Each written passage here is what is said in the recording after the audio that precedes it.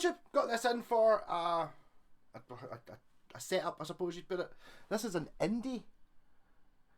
Don't really know much about these. This one is well blinged up though. Kind of reminds me of a Spear guitar actually. See, it's got a very deep type of abalone type stuff all the way around the fingerboard. Super binding. And on the head as well. So it's a sort of PRS type design, I think. Certainly more. So it's got a carved top. It's actually a little bit like my my Phil guitar, kind of similar. It doesn't look. It's not. Is it sort of Telecaster shaped? Actually, looking at it, there, it doesn't feel like a Telecaster. Outlines sort of on that. We've got some extra abalone stripes going through it as well, and a fancy top, which I would say it's probably a maple cap. Looking at the sides here, quite thick. I'd imagine it's a. Well, there's no imagining involved. It's a maple cap, but it's got a veneer on the top. You can actually see the split 2 bits of maple there and there, which doesn't travel through to the front. And even abalone on the volume control. So it's got this sort of the recessed switches. You can see that this is kind of recessed, so it sits flat, which was designed by Mr. H. Noble, the guy who the head designers at Aria did it, and apparently that was because I asked him. I've actually talked to the guy who designed the Aria PE. It's because quite common, you don't see it as much these days, but back then you used to get the output jack on the front, and it makes quite a weak point if you make it really thin, the wood behind it, so that if you drop the guitar on it, it would like basically punch a hole in the top of the guitar. You do see that in guitars quite a lot, where someone's kind of made some sort of scratch plate. Oh, homemade scratch plate, and it's normally made out of brass or something. And you're like, doesn't look very good. Wonder why you did that. Did that because it got dropped and it punched a hole. Whereas if you've got like this reset thing, so you can see it's kind of recessed round about it. It means it's only thin wood where the pot is. It's reasonably thick here, so it's less likely to split, which is a good thing. I just thought I thought it was something to do with trying to get the knobs to sit level or something. And it's like, nope, so it doesn't break. So there you go. It's got a 5-piece neck. Grover tuners. Yeah, it's got a 5-piece neck, and actually a very similar to an Aria PE neck join, whatever you would call that. It's that set neck, a heelless set neck, through strung, like a Telecaster. You see in the front. It's got a Tune-o-matic bridge. A couple of humbuckers, an IDV8, Indie IDV8 pickup, coil split, volume tone, 3-way switch, which I've moved around because it did go up and down. It was Van Halen style, as in down was neck pickup and up was bridge pickup. But the owner of this was like, I wish I just went back and forward, so now it goes forward to neck pickup, back, kind of point to the pickup. Makes sense. It makes sense going up and down when you've got like there's an SG there. So you go up, which points to these two volume controls, and then if you push it down, it points to these two volume controls. That makes sense. But if you've only got one volume, I think back and forward is the way to go. So, using a wee Carlton amp. Well, it's not wee, it's 100 watt. And it's only that size. And it weighs more than any other amp. That'll be bridge single coil.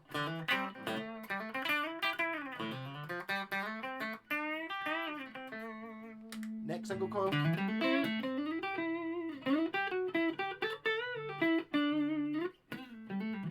Got a big volume difference there.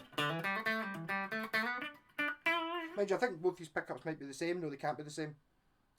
Just with the Indie DV8 written on it, you would have thought that you would made it a DV7 and a DV8 or something to distinguish between the two, but it is printed in the bottom corner, and as you can see, it's got the pole pieces at the top with the writing at the bottom, and this one's got the pole pieces at the bottom and the writing at the bottom, so it is a bridge and neck set. And then a humbucker bridge. And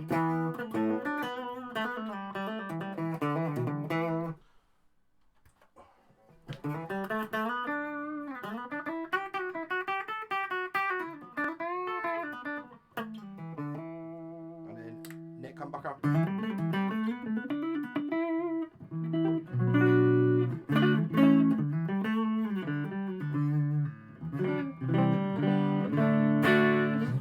actually got this in is the guy changed strings on it, and he said it started buzzing. So basically what happened is this neck is really bendy.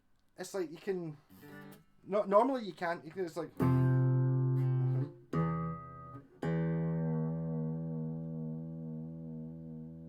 And that's me not bending it at the neck. That's me literally bending it between there and there.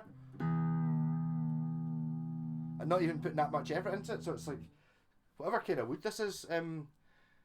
It's 5-piece, so you would have thought I should make a stiffer neck. It's not even really that. It's not thin. It's kind of just like it's a Gibson carve, kind of like the SG or something. It's not, but that's damn bendy.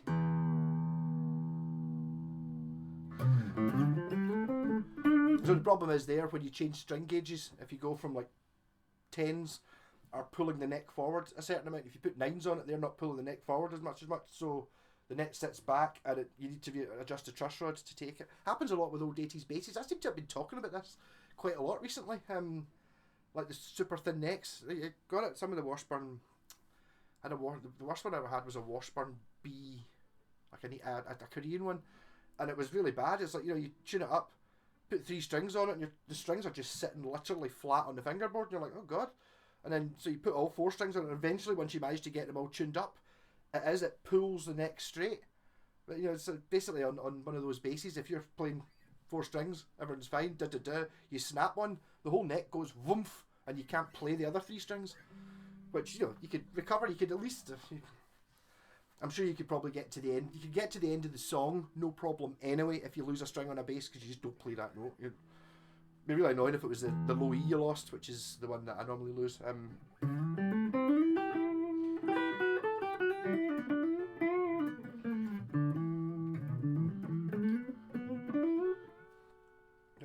Both pickups and single coils are normally my favourite sounding. So no effects on the reverb is on the amp.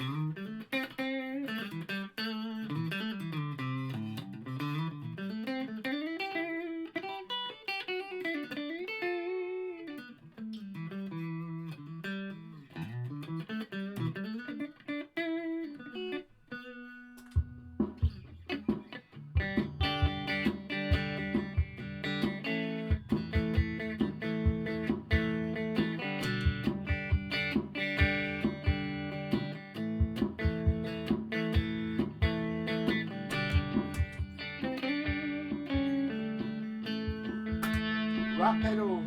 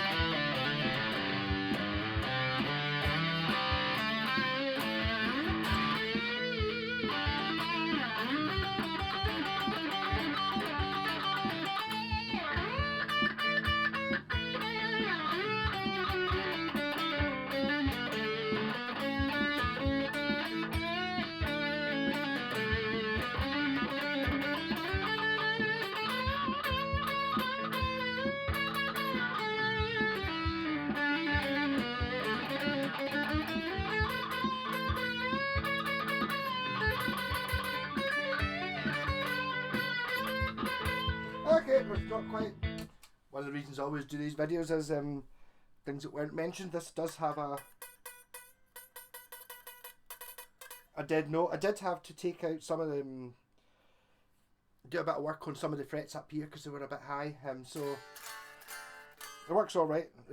I just hadn't actually got that high up the fretboard.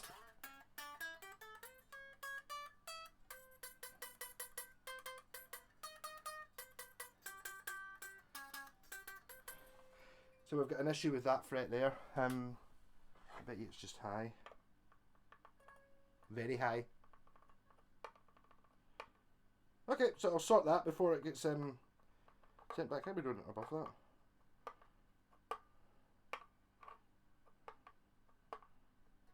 Seems to be alright above that. A wee bit there.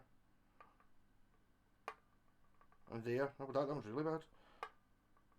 Yeah, so finishing, not 100% brilliant. Frets haven't been levelled from the factory. It's in, because it's pretty much in mint condition.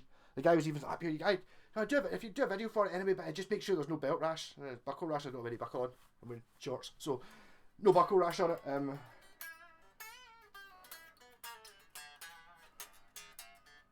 But the problem was it was buzzing really badly down here, which it isn't anymore. I sorted that.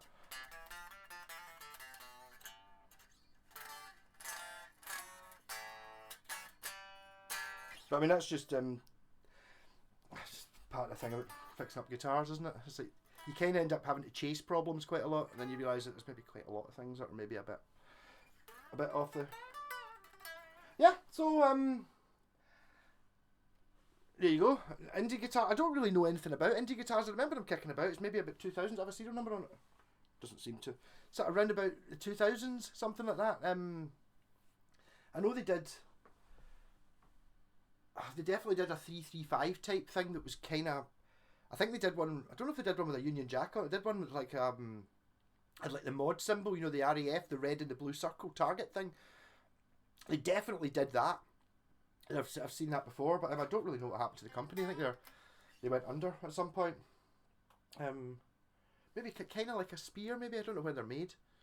I wonder if it's Vietnam like the spears are. And certainly a very flash looking thing. Just wish it's kind of not my sort of thing. Just because it's like on a guitar when you're spending money putting in elaborate fingerboard inlays, I would rather they spent that time doing the frets properly. You know, kind of thing. There's a little bit of look involved. Really, the only thing I find really annoying is see the headstock. I used to have a Hondo 12 string that did this as well. See this bit of shape here looks a bit penisy actually, but this bit when you're turning this tuner, it kind of gets in the way. That bit of gets in the way in your hand. You get used to it, I'm sure, but I just kept finding myself hitting off that. That's one of those things you just, you just get used to. It's hard. It's not the end of the world. But actually plays pretty good. I wonder is that it's a rosewood fingerboard. The inlays are well put in. I do quite like the sort of stringers in it, just to give it a bit of something. Just an aesthetic thing, but quite nice. Yeah. So I'll have a wee look and see if I can find out what model this is. In fact, I don't really even know how I would search for it. It's one of those ones that's like, you just look at it, you just go, I bet you it's like an indie 446 or something like that. It's like, you're right, well. So the title might have like a model designation number on it, or it might not in this video.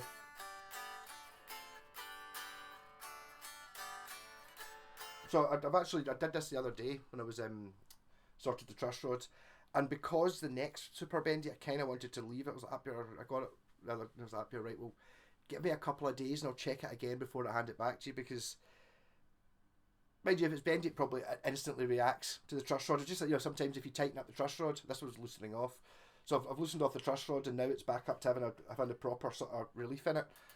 Now that I've loosened off the truss rod, maybe it takes a couple of days for the actual neck to catch up fully with what I've just adjusted it to. So I would rather leave it a couple of days to make sure it's definitely still going to be working. So, back on. Catch you later.